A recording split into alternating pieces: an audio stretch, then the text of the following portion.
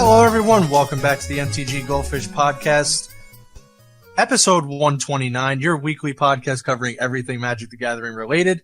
You can find us on Google Play, iTunes, mtggoldfish.com, and on YouTube. No Richard this week, unfortunately, so we will have Richard back next week. Intermittent, there's some site issues that had to be taken care of, so Richard will be attending to those issues. In the meantime, I'm joined by Seth, probably better known as Saffron Olive, our resident jank brewer and all-around content creator for Magic the Gathering. Seth, what's up? What's up, Chaz? How are you today? I'm doing well. We miss Richard, but we will have him back.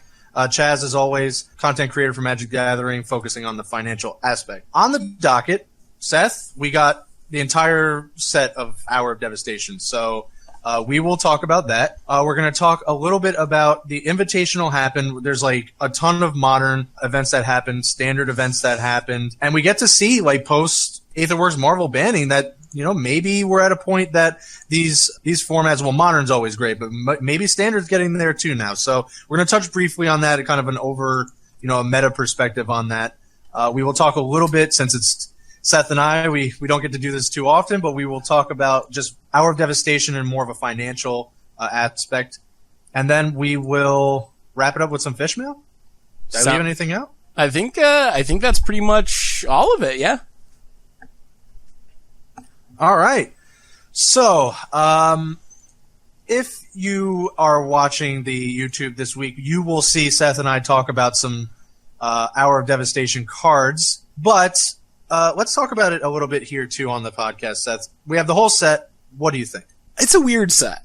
I have very mixed feelings. So I think this is one of the least powerful sets we've had in a while in terms of standard play, now that we can see the whole thing. There's definitely no Aetherworks Marvels, no Hearts of Kirin, no Gideon, Ally of Zendikars. It's hard to point to any card that's going to really be that good in the format. And the cards that are potentially going to be good kind of have some natural restrictions, like Nicole Bolas, like Majestic Matriarch. They're 5-drops, so they're not things that are just going to be completely insanely busted. So I think it's actually a lower power level set, but I'm actually really happy about that. I think I would rather have all of our standard sets look like this than have really push cards that just dominate the format and you have to play this one specific card for your deck to be competitive, or these few specific cards.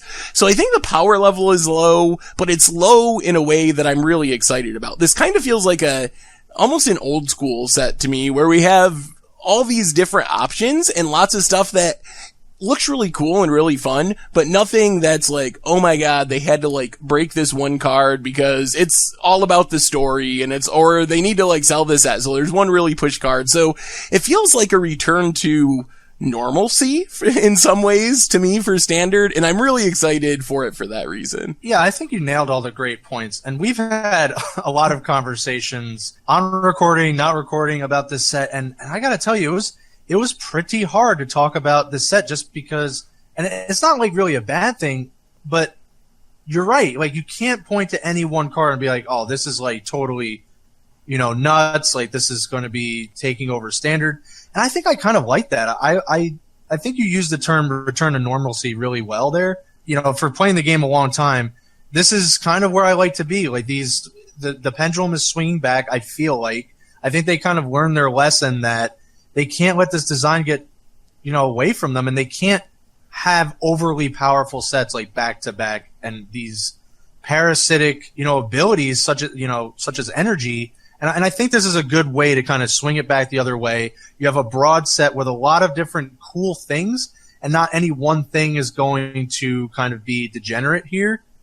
And I kind of like this set being a role player. Like, there's nothing wrong with that. I think when you release a lot of these different cards that are going to be role players, and they will play their part in Constructed, and yeah, I think I'm okay with that. Yeah, it's not a bad set in the sense that nothing will see play, but it's a more even power level set. It seems like with sets lately, we've seen the top end, the best of the best, have a handful of cards, and then a lot of not very good cards that obviously can't keep up with the best cards from the set. And Hour doesn't feel like that. Hour, it feels pretty flat in power level, and that means there's a ton of cards that I think could see play in Standard, but there's no cards that I really think are going to break Standard. If you look over like the list of cards, there's actually quite a few that I think could show up in Standard. So, and I think that's fine. I think that's where we want to be. And the other thing is, the set is amazing for other formats. Like, I know we focus on Standard, that's the most popular format, but Commander is a very popular format, and if you look at the mythics of this set, they're almost all of them are just awesome for Commander.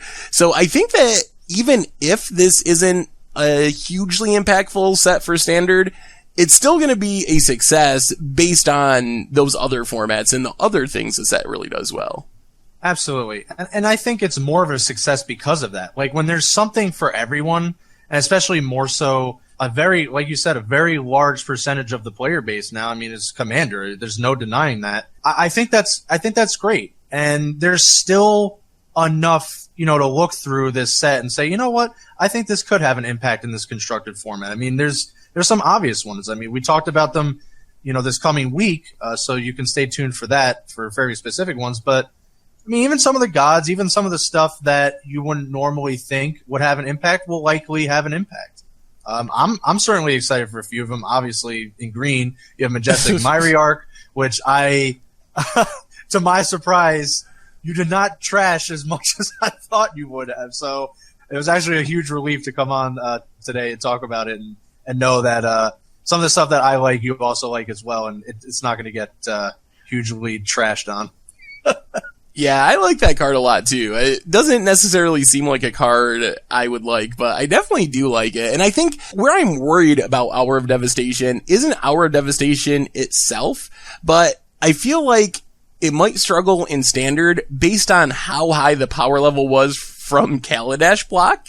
And I think we've talked about this a little bit before, but if you were to grade the overall power level of the sets in Standard, I think Kaladesh is incredibly high, like 4.5 out of 5, when Hour of Devastation is fine. It's not a 1, it's probably a 2.5 average, somewhere in there. But when you have a 2.5 and it's competing with a set that's a 4 or 4.5, then I just don't know how it's going to actually shake out. So I think with this set in general, I'm really, really, really looking towards rotation. I think the summer is going to be about Kaladesh still, but once we have rotation and we have Ixalan entering the format, which in some ways makes some things from this set make more sense, because while we're not going to go into leagues, we do know that creature type matters is like the major theme of Ixalan, and that makes stuff like horses are indestructible and Sphinx costs 2 less to cast, and some of the stuff that is, you're like, why is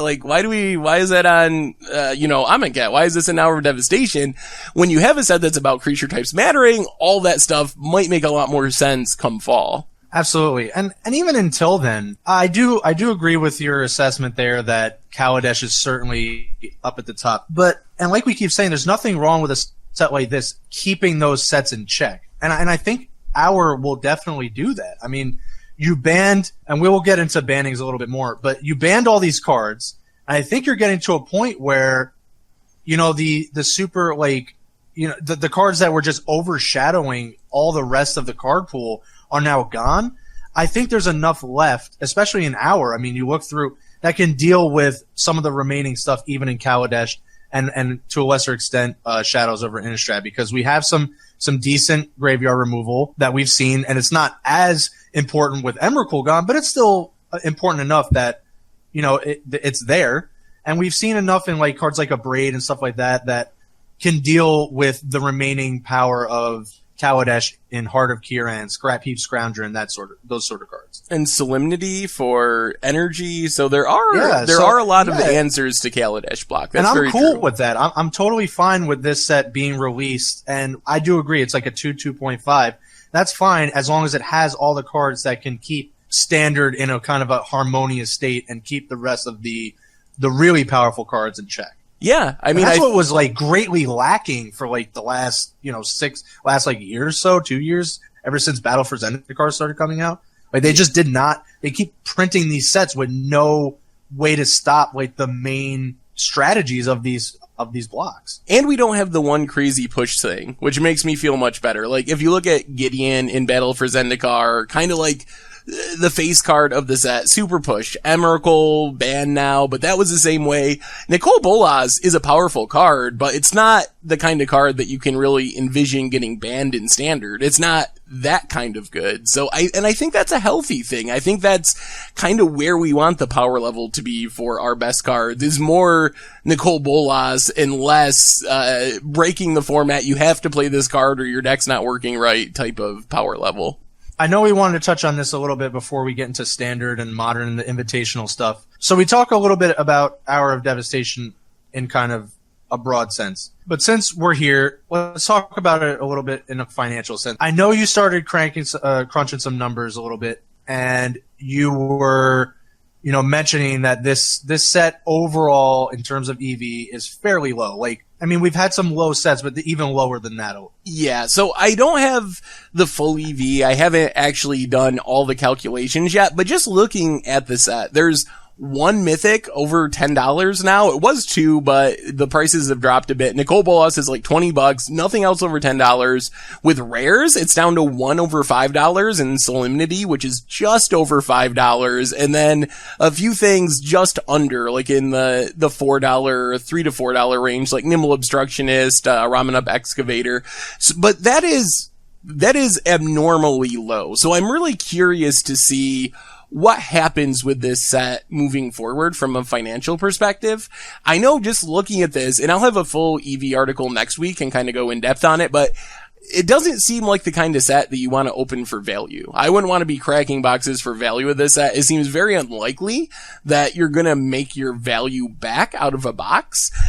But with the set being so low and rotation coming up in the fall, it might be one of those sets where you wait until August, the end of August or something, and as you see the cards officially coming out for Ixalan and what's rotating, kind of preparing for new standard, that might be the time to pick up some of the gods or even some of the planeswalkers and things that might be more important once we have the format really shaken up with rotation. So what do you think, Chaz? What's your financial advice for Hour? Not a lot of sets are, going to be, in terms of opening boxes, going to be giving you that value back. So there's just not a lot of boxes that you can open for value, period. But, on the average, you will kind of make that a good enough, a good amount of it back. For this set, you're right. And I think it has a little bit to do with just the overall power level of the set that we just, talked about. There's just not that like upper echelon, like tier 1 invocation that you can open and like make it all worth it when you're opening up these boxes for the golden ticket, right? Like, yeah, there's some Thoughtseize, like there's Thoughtseize, which is great, Omniscience, which is great, but there's not like a Force of Will, or there's not like fetch lands. And we talked about this a little bit. Like, yeah, you can't outclass fetch lands and like these marquee lands. That's fine, but in this set in particular, there's not even like the next step below that. Like, there's not the Force of Will, which Amonkhet had, which is why it's more normal, in terms of EV. But I think that's kind of like one of the pitfalls of this set. I do think it will remain low, and there has been sets that have remained low throughout their standard lifetime. But, as we alluded to, there's rotation coming up, and that could, shake things up a little bit for the cards in this set in terms of gaining value. But for now, I foresee it will remain low, but the value will shift between cards. So like Nicol Bolas being 20, maybe that, swaps places with something like the Scarab God, if that ends up being as good as we've talked about. And, just kind of other cards just kind of swapping value. But, I could see an instance where if there's like a rare or especially a mythic, the other cards don't drop as much, but, since the EV is so low, it could absorb another card being like 10 to $15 if it's like defining standard, because the EV is low enough that could happen. Yeah, I agree with you. There definitely could be things that break out, and there's a lot of stuff it's already really cheap, which means there's more room for it to go up. Like, the pre-order prices seem cheaper than normal, I think. So I think it's worth being aware of the fact that if we see a 4 of whatever, Majestic Matriarch deck, it would be really easy for that to just double in price overnight after the Pro Tour, or any of the mythics really outside of Nicole Bolas are low enough that if they really become standard staples, they would increase a lot in price. I don't know what the odds are of that happening before rotation, even though standard, and we're going to talk about it in a minute, seems like it's in a really healthy place right now. I don't know where these cards fit over the short term, so we'll have to see, but it's worth being aware that it probably isn't, if you open a box, you're probably not going to get your value back. And while that's normally true, maybe you're hoping to break even, I think you're gonna lose more with this set than you will with most sets. I know for me, when it comes to cracking boxes, I know that I'm usually gonna lose a bit of value, but I like doing it, so it's worth it for me to crack a box of the new set. You hope you get lucky, get a good masterpiece or whatever. Right. But with this set, I think it's gonna, even if you get lucky, it's probably gonna be hard to make your money back. It's hard to stack up a pile of mythics and rares that add up to the value of your box, unless you just happen to get super lucky and hit the best of the best masterpiece. Yeah, and again, I just think that's kind of part of it. Listen, if you're going out there with the intent of buying a box and opening it for fun and all that, that's all well and good. You should probably still do that because, you know, it's fun and that's what you want to do. But in the meantime, you know, I do think it's just one of those, and this actually happens to a lot of the second sets. Like we even saw this in Eldritch Moon, I think, for a little while, Seth, where, you know, even in pre-orders, the prices were really fair. And then once people realize, like, oh, these are, like, going to be format defining, like Grim Flayer comes to mind. I think that was, like, $5 or $6 pre-order. And, like, day one, you know, people are already, you know, knowing that Grim Flayer is going to be a key component to standard.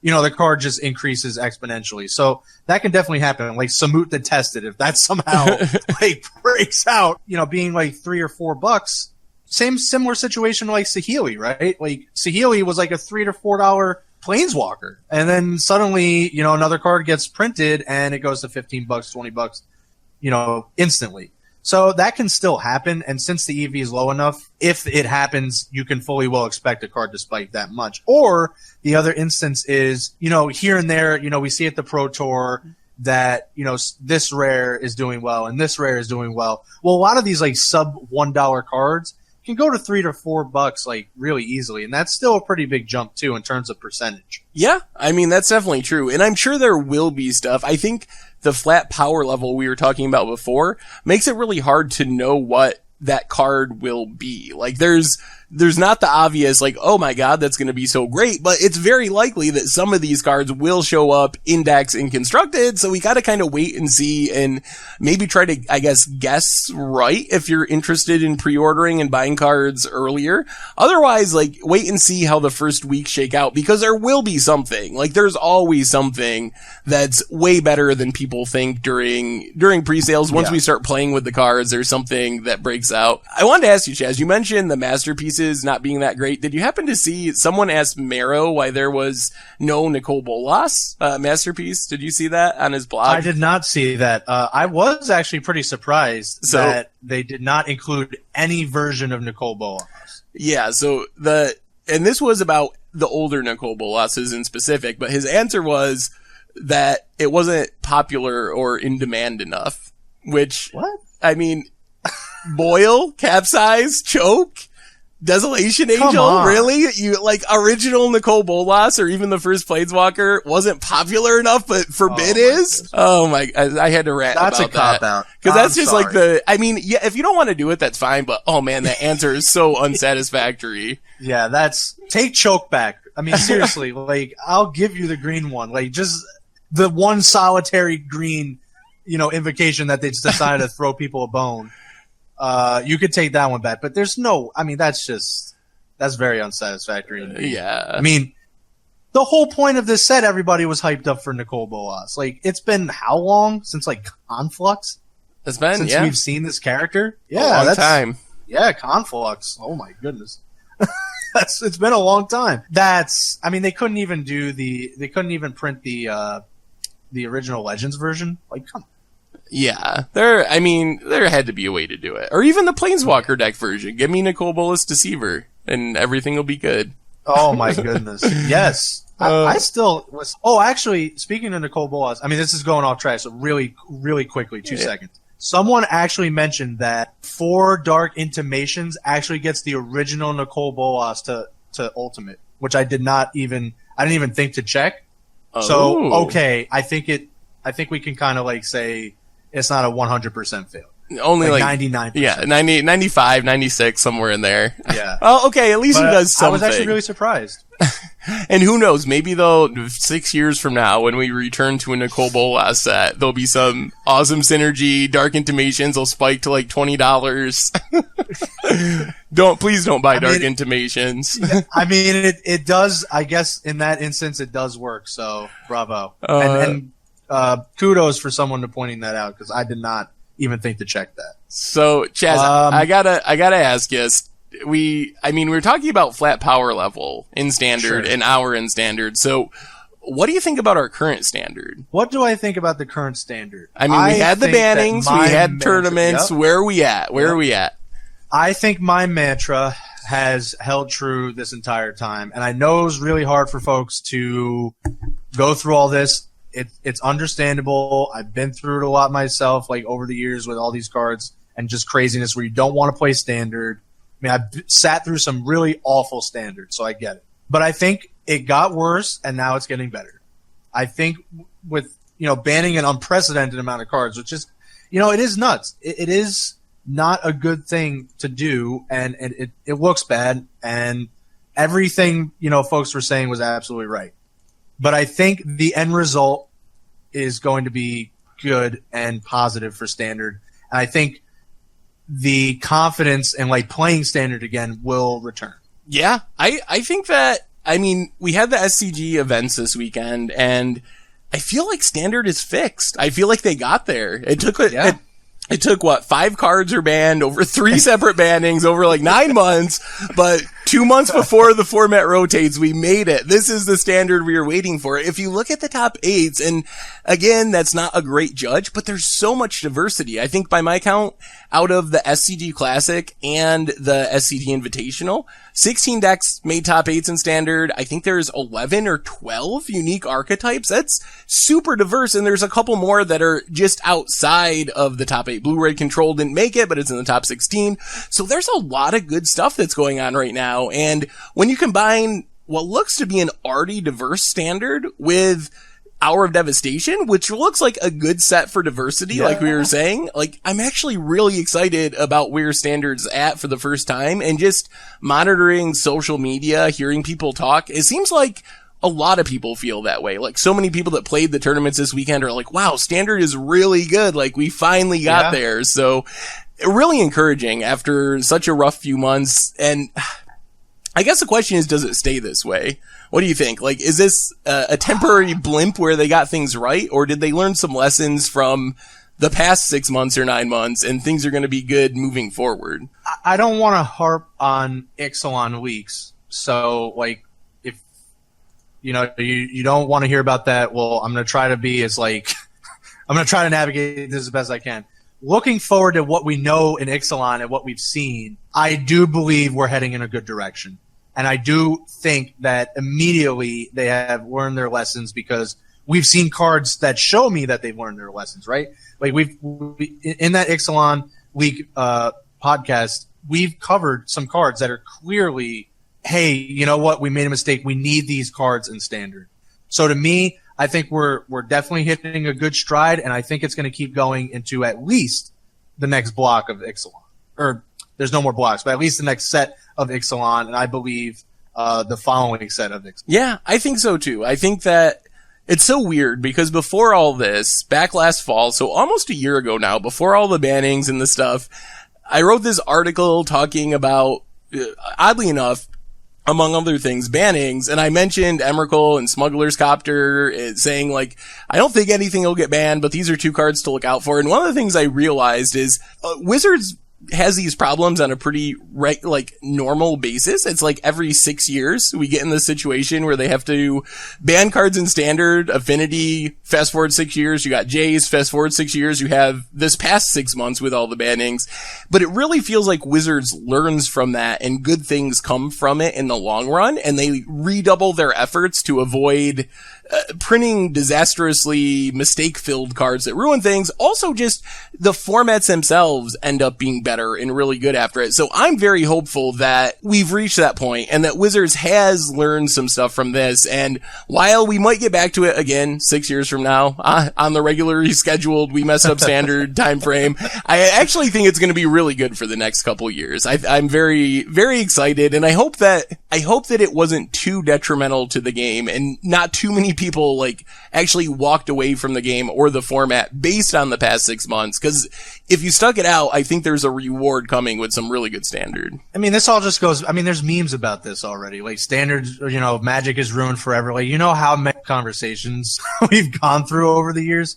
Yeah, it's bound to happen in a game that has lasted this long and in the medium that they designed the game. This is not a purely digital game. This is, a paper game first, everything else kind of second. And it's just bound to happen, over the long, and I think Wizards overall has been really good about designing Magic and not having these situations come up. So even if it is 6 years and it really is like that, that's a pretty long gap between not messing up and being pretty much perfect. Yeah, and you got to think the other digital games, Hearthstone or insert whatever game you like, they have the benefit of being able to mess up and then they can just change the card after the fact. It's really hard to do that in Magic. So the fact that we don't get in these... it's really hard. Yeah, the fact that we don't get in these situations more often is actually a big testament to what a good job Wizards normally does.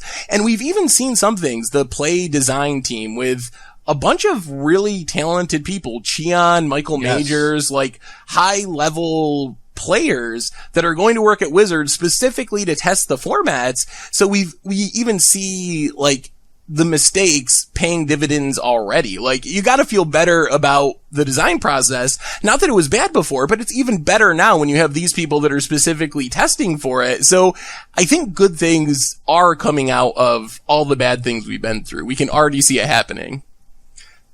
Yeah, and that's just part of your comment of them redoubling their efforts every time something like this happens. And, I kind of remember these podcasts that we were having when they first switched to these 2-set blocks down from 3-set blocks. Anytime these major changes happen, it's not going to go super smooth. And while it's been kind of a long time gap in between, I do think we're at a point where they are moving in the right direction and kind of correcting their mistakes and doubling their effort to make sure it doesn't happen again, like you said. Them hiring those, very high caliber people to be on their play team is a really good thing to come out of this. Yeah, I agree. If they keep sets like this, if they keep sets to be built like Hour of Devastation, and I don't want to kind of allude to Ixalan too much for those folks out there that don't want to listen about that. It seems like a similar design has been used for Ixalan. So if they keep that kind of design, there's the power levels low enough that there really won't be that many problems. And maybe that's where you have to keep it, is that, okay, yeah, you have some marquee stuff, you have some really good spells like Fatal Push or something like that just to keep everything in check. And it is used outside of Standard, but short of that, if you keep it that way, there really isn't that much room to have stuff be that broken. Yeah. And have to ban all these cards. Yeah, I think that's true. And it's so weird. I mentioned this to you precast, but obviously the leak situation isn't ideal, but it actually makes me feel more comfortable with Standard moving forward. It's so weird. It almost makes me, and I don't think this happened, but it almost makes me feel like Wizards could have done that intentionally just because it is so reassuring.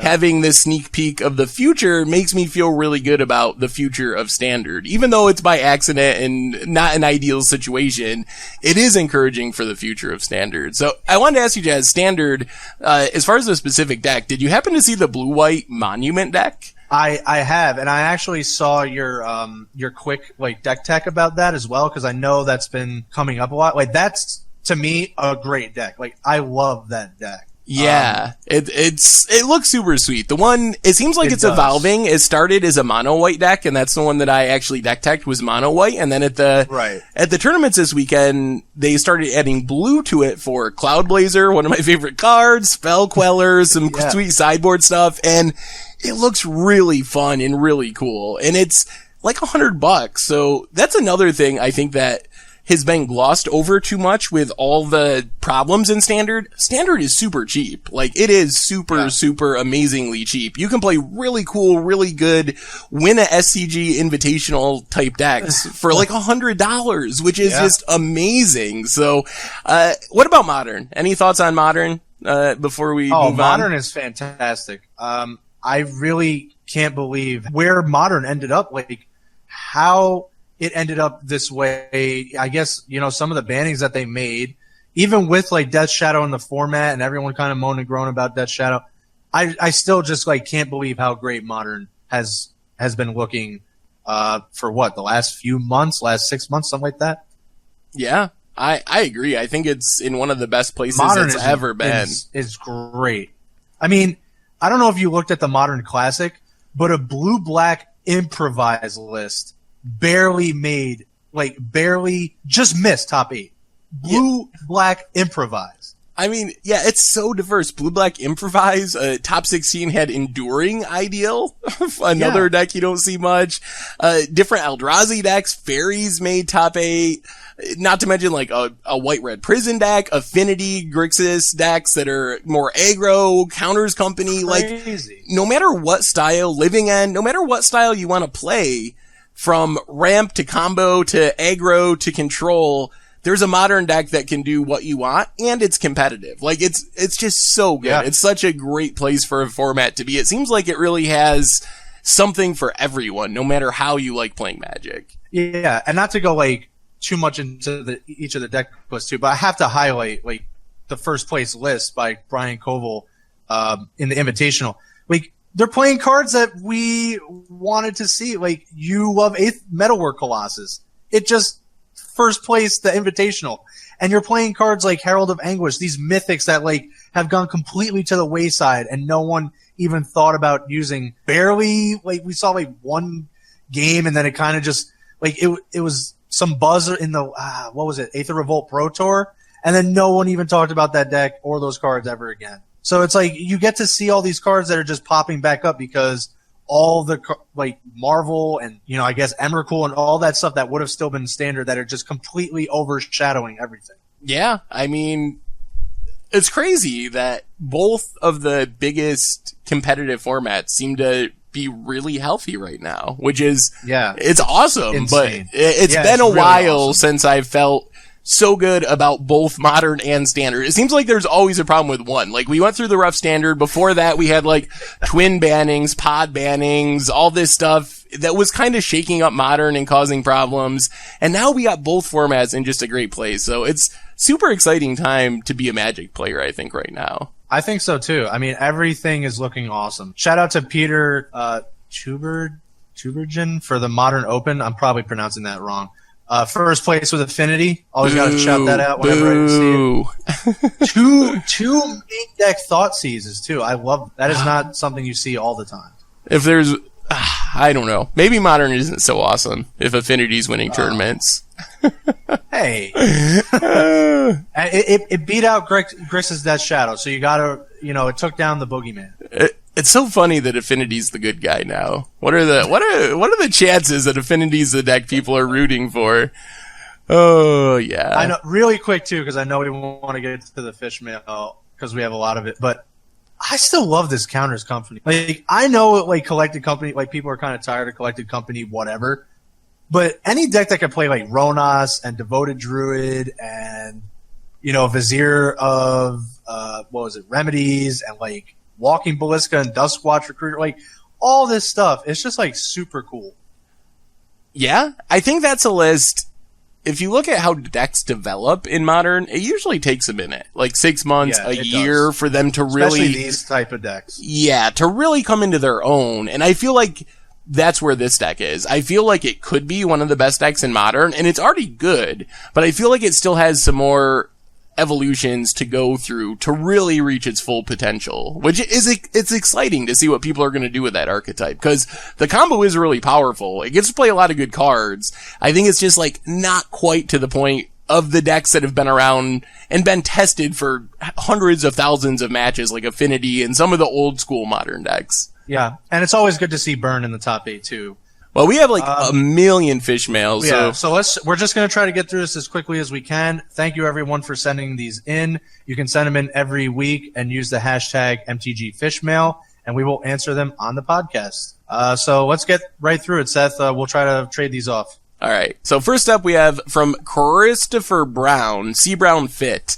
Do you think the FTV transform could be Morning Tide / Eventide, good / bad, or ordinary / epic legendary creatures? So I think this means like where there's multiple versions of a creature. Like, I'm trying to think of a good example of this, but Mikaeus, the Unhollow versus Mikaeus the Lunarch. Something, could we see that be the transform, like the actual transformation of the character in cards? No, I believe they said it's legitimately just flip cards. Yeah, I thought they said that too. I'm pretty sure they said that. Yeah. I like the idea, but I don't think they're doing it. Yeah, I do like that idea though too. At a little cheeky, which Goldfish Twitch emote is the most popular? Will we be getting any more emotes soon? I think the Scoops Cheer emote is the most popular, and the emotes on Twitch go by the number of subs you have, I believe, and there is another threshold, but it's many subs, so I think it'll be a little while till we get to the next emote threshold. Fair enough. Next up we have from the Fallen 3274. Does Moto need to fix their system? Online mana issues all the time. Paper happens only once in a while. Gets frustrating. So is the Moto shuffler a problem? Question. Any thoughts on that, Chaz? I know you don't play Moto. I always thought it was okay, but I can see if you're playing a lot of Moto, it could probably not seem okay. Yeah, that's kind of my take. I think it is random. As random as computer generated randomness can be.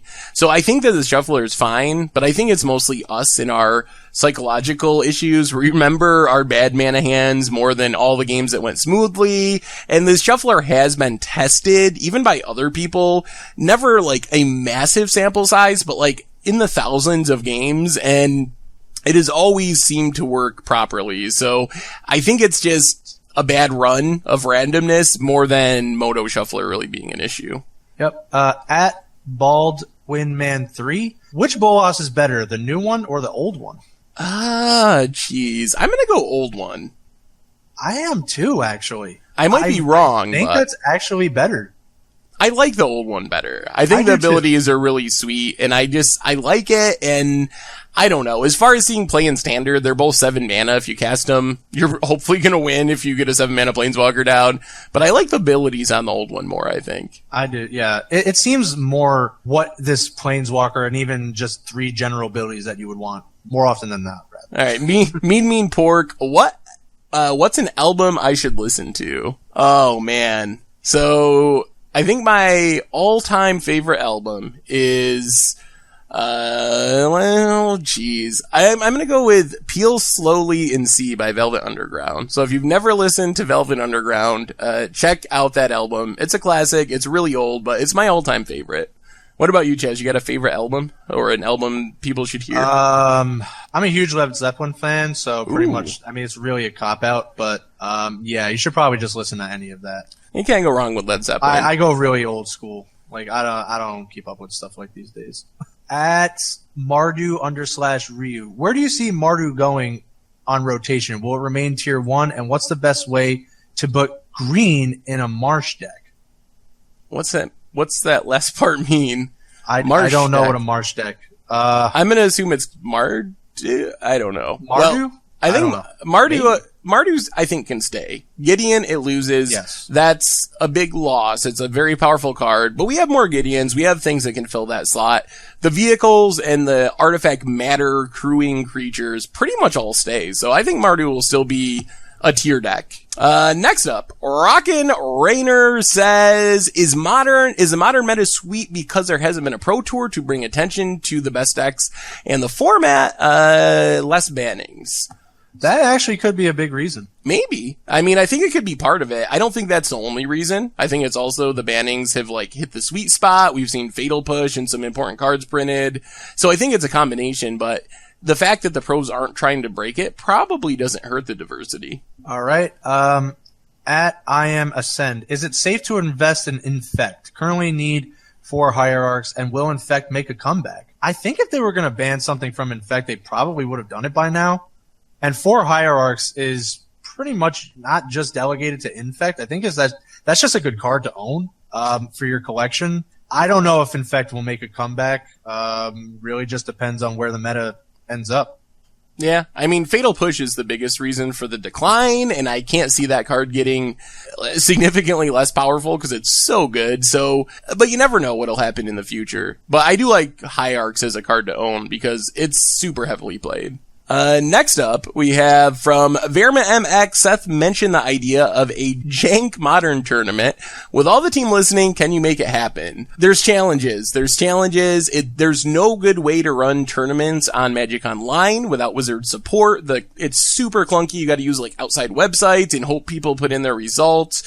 So it's something that I'm hopeful can happen at some point, but I'm not hopeful can happen too soon. All right. At Streakist, what do you think of fetchable monocolored utility lands at Uncommon? Think Bajuka Bog, but a swamp. We've actually seen them before once in the past. Misfill Plains, that cycle, are actually typed as basic lands. Are they? Oh, yeah, you're right. And you are right. So I don't think it's too risky. Yeah, I think you gotta be careful. If you can fetch it out, you probably wouldn't want to push him too hard. But I think that with the right abilities, you could do it. Next up, Brigham Shelley one. Do you think that all the hate cards that are being printed in the next few sets will make Frontier a more viable format? No clue. Chaz? I don't know either. I don't know enough about the Frontier meta. I haven't been following it as much since, it kind of blew up, for that, couple month, time period there, but, I'm sure it'll help.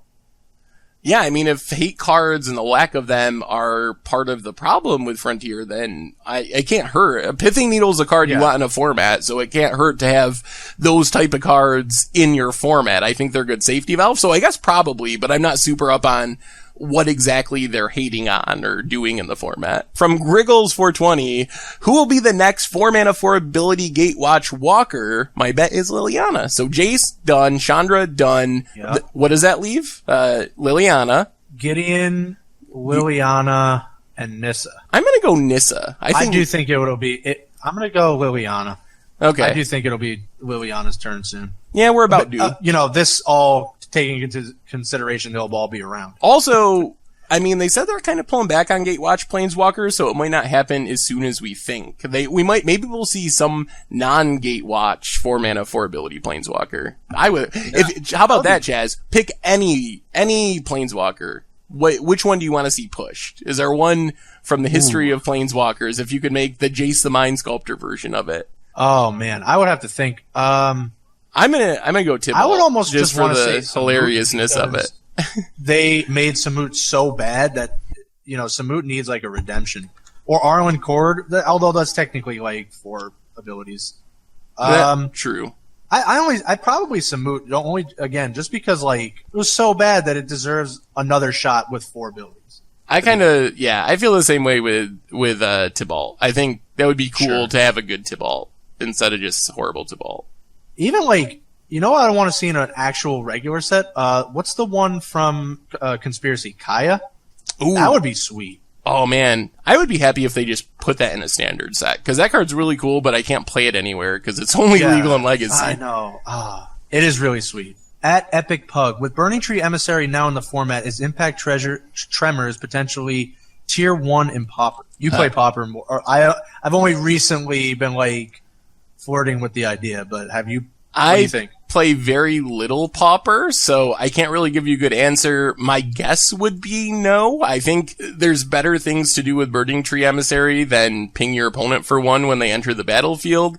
So I'm going to say no, but I am far from a Pauper expert. All right, Chaz, we got a question for you. This is a good one. From It's Brews Day, Chaz, wondering your thoughts on Hidden Herd, 4 of in any green modern decks. If it was possible, I wish ... So, Chaz, what is Hidden Herd? Because I don't even know what Hidden Herd does. What is the Gears? Is that Urza's? That's the first one? I believe that's Urza's Saga, yeah. Or Saga. Okay. Saga's first, yeah. It's a 1 mana enchantment, and it's whenever one of your opponents plays a non-basic land, Hidden Herd becomes a 3/3 beast. You absolutely nailed it. That is basically the word for word the text on the card. Nice. In Modern, I think that would be actually pretty good. Yeah, it would pretty much always be a 3/3. It's like another Wild Nacatl. I think it would actually be pretty good in Modern too, because very rare people aren't playing non-basics. Next up, S. Ober. Reserve list aside, is the card Abeyance from Weatherlight too strong for Standard? So I think it was your turn, Chaz, but test time. What's Abeyance do? Oh my goodness. I think I actually kind of know. Is it white? It is white. I haven't looked it up. Is it 2 and 2 white? I feel like it's 2 and 2 white. I thought it was 2 mana. I thought it was a silence effect. That was my guess. It was a similar to silence. Abeyance. I'm gonna have to look this up now because I actually don't know. All right, let's see what this does. It is 1 and a white, and it is a silence, but you draw a card. Is it too good for Standard? We've had silence semi-recently, right? We've had silence semi-recently. They never really pan out, but maybe drawing a card would be fine. I don't think it would be too good, though. Like, if silence doesn't even see play, yeah. I don't think it'd be too good. Okay, yeah. I'm fine with it in Standard. At Ronin_Dark Rider, what do you guys think about Transcendent? Combo with Havoc Festival? Oh, this is your wheelhouse. I don't know either of those cards. Transcendent, 6 mana. I feel like Havoc Festival is from Ravnica. Return to Ravnica. It is, and I think it makes you some 6 mana something. Yeah, I think you lose half your life rounded down each turn. Both players, something along those lines. Is Transcendence the enchantment from Torment? It's white. It is. It's like this 6 weird mana guy floating in the air. It is exactly that. Yes. 6 mana white enchantment. You don't lose a game for having 0 or less life. When you have 20 or more life, you lose the game. Whenever you lose life, you gain 2 life for each 1 life lost. Hey, I would do it. It's a combo. Crazy. That's like it is a combo against Osworthy. Awesome. Yeah. Yes. I don't think it's going to break any formats, but it's a sweet idea. That is like the pinnacle of Against the Odds. That is way up there, upper echelon. This is so crazy. Oh, from Moraine and Dark Rider, what do you guys think of Modern Infect? Do you think Modern Infect can find its way to being tier 1 again? Maybe using Claim to Fame and Obsidian Battle Axe? I don't know about those cards, but I think we kind of answered this. I don't know if it's fine now, but it could be in the future. Yeah, I agree. Not great now, could get better. Not sure you want either of those cards in it, though. Yep. At Ermeti, will there ever be an update of the Modern budget decks? There will. I can't really do it as frequently as Standard because they don't change as much as Standard, but at some point when it's a slow time and I don't have an article, I'll just do a big update for the last year worth of sets or something. So it will happen eventually. From Oslac, face card of the set and a ton of new art, but no Bolas Invocation, not even the original. How bad of a fail is this? Oh, we kind of talked about this too. About that. Pretty bad. Yeah, pretty bad. At Sugatimi, could you do an Against the Odds deck commander edition? Come on, Tomer, channel your inner Seth. I will ask Tomer to do Against Odds commander. I don't know if he is interested in it, but I think it would be sweet if I could talk him into doing an episode. Nice. Holy fish mail. That was a lot. All right, that is all. Yeah. Whew. That was a barrel full. Seth, I think we covered everything on the for time constraints, I think we will end it there for this week. Yeah, awesome job. You held it down. Yeah, it was awesome. Just a reminder, everyone, #MTGFishmail. we'll get your fish mail in for next week. So if you want to ask us questions, hashtag it on Twitter and we'll answer your questions. So yeah, good episode, Chaz. Great episode. Everyone enjoy the pre-release this weekend, and the Goldfish crew will be back next week. So we'll see you all next time. Take care.